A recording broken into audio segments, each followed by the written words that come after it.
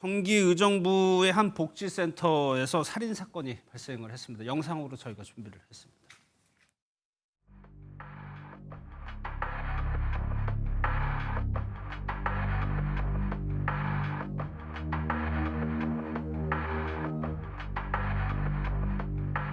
여기 무슨 사건 터졌다고 소문 봤어요. 그 목사. 그래, 혹시 안 좋은 일이 있구나.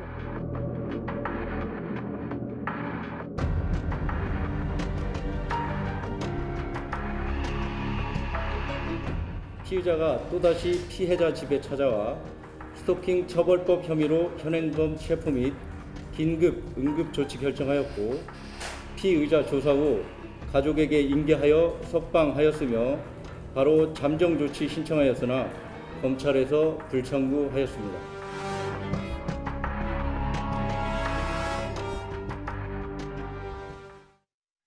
그러니까 50대 여성이 직장에서 살해당한 거죠. 맞습니다. 토요일이었던 그제 있었던 일인데요. 경기도 의정부의 한 복지센터에서 살인 사건이 발생을 했습니다. 오후 5시쯤에 한 여성이 노인복지센터 5층에 피를 흘리며 쓰러져 있다, 이런 신고가 접수가 됐고 경찰이 곧바로 출동을 하는데요. 도착해서 봤더니 당시 여성은 동료 없이 혼자 근무하고 있었던 상황으로 보였고, 여성이 피를 흘리고 있는 상태였으니까 곧바로 병원으로 옮겨졌을 텐데요.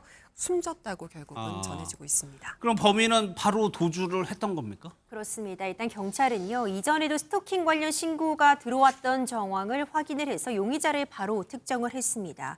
이 60대 남성 B 씨가 유력 용의자로 특정이 되었고, 이 사람의 자택에서 나갈 때 입고 있는 옷과 사건 현장 인근에서 지금 침입하고 있는 이 의상이 동일하다는 걸 확인을 하고 바로 추격을 시작했습니다.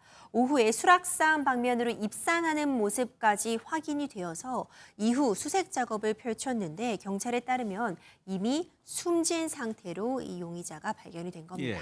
이 두 사람의 관계를 봐야 될 텐데 예전부터 알고 있던 사이였죠. 네, 그렇습니다. 이 스토킹 범행이 무서운 점이 가해자와 피해자가 서로 알고 있는 사이일 가능성이 높다는 겁니다. 그렇기 때문에 가해자가 이 피해자의 정보를 상당 부분 알고 있을 그런 위험이 충분히 높다는 점을 상당히 걱정할 수밖에 없는 유형의 범죄입니다. 지금 이 사건 같은 경우에도 가해자와 피해자는 과거에 노인보호센터에서 1년 정도 함께 근무를 했던 직장 동료 사이였다라고 알려지고 있습니다.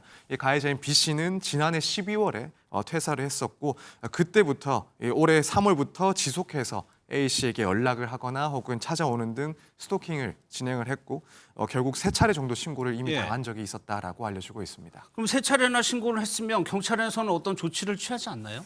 조치들은 있었는데 좀 아쉬움이 남는 부분들이 있습니다. 먼저 지난 3월에 집까지 찾아와서 소란을 피우자 경찰에 신고를 했고요. 이때는 최초의 신고였기 때문에 일단 경고 조치가 나갔습니다. 그 이후에도 또다시 문자 메시지를 계속 보내니까 다시 한번 신고가 있었고요. 이때는 경찰이 스토킹 경고장을 발부했습니다. 여기서 끝나지 않고 그 이후에도 또 스토킹 행위가 지속이 됐습니다. 그때는 이제 단순히 안부를 묻는 정도의 문자였다라는 그런 이유들도 작용을 했지만, 집에 찾아와서 계속해서 소란을 피우자 이때는 현행범 체포가 있었고, 긴급 응급 조치라고 해서 일단 100m 이내 접근 금지 조치 등은 내려진 상태였습니다.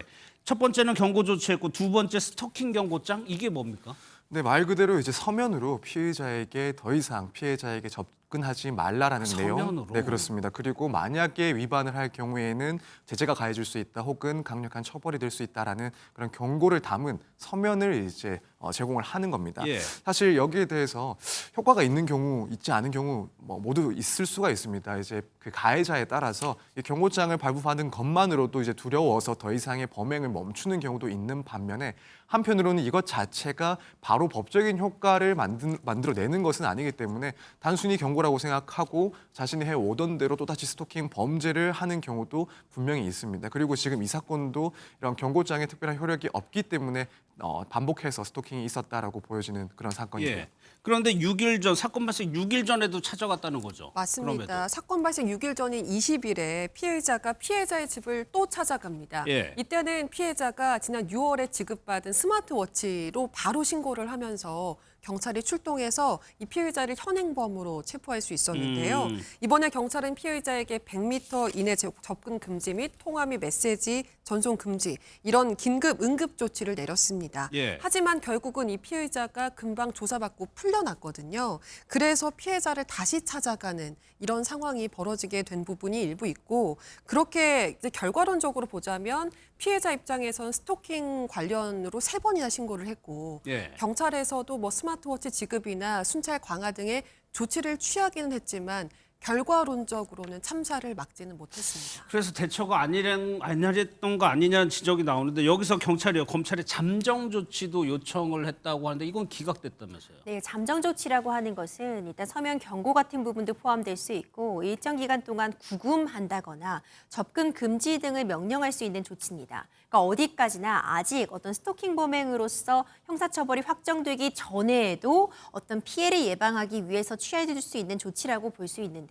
예. 스토킹이라는 행위가 원래 그 자체의 정의에서 보더라도 지속적 반복적인 괴롭힘, 원치 않는 접근을 스토킹이라고 정의하고 있는데 지금 경찰 측에서는 지속적이고 반복적인 스토킹이라고까지는 볼 수 없다는 판단에 따라서 일단 이 잠정 조치는 이루어지지 않은 것으로 전해지고 있습니다.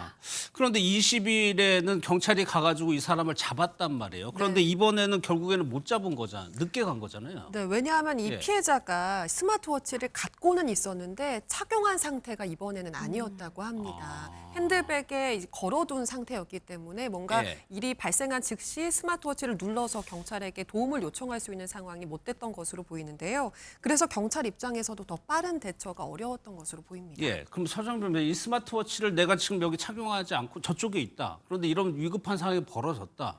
이럴 때 대처하는 방법이 있을까요? 사실 뭐 빨리 스마트워치를 다시 이용을 해서 신고를 하든가 혹은 스마트폰으로 신고를 하는 수밖에는 없을 것 같은데 예. 이미 그렇게 발생한 상황이 너무나도 긴급하다라고 한다면 이런 것들이 기대하는 것은 현실적으로 많이 어려울 것 같습니다. 그렇기 때문에 이런 스마트워치를 보급한다 하더라도 현실적으로 그런 위급한 상황이 발생했을 때 실용성이 떨어진다라는 비판도 나오고 있는 것이고 따라서 한편으로는 이런 스마트워치를 항시 착용하도록 관리를 해야 된다라는 이야기부터 뭐 예컨대 이런 아까 말씀을 하신 그런 잠정 조치 등을 판단하는 데 있어서 이 가해자의 위험성을 조금 더 면밀하게 분석을 하고 그렇게 해서 추후에 이런 일들이 발생하지 않도록 조금 더 강력한 조치를 선제적으로 할 필요성이 있는 것 아니냐 이런 이야기들도 나오고 있는 상황입니다. 예, 임변에서 간략하게 스토킹 범죄 계속 일어난 이유를 뭐라고 봐야 됩니까? 사실 신고를 하더라도요. 잠정 조치 이루어져도 마땅히 범죄를 막을 방법이 맞아요. 없습니다. 예. 100m 이내 접근하지 말라고 했는데 접근한다고 그 자체로서 바로 어떤 처벌이 이루어지는 것 아니거든요. 그렇다 보니 반복되고 있고 결국 피해자의 단호한 대처가 있어도 반복되는 이 범죄 유형을 막을 수 없다는 점이 가장 큰 알겠습니다. 이유가 아닌가 싶습니다.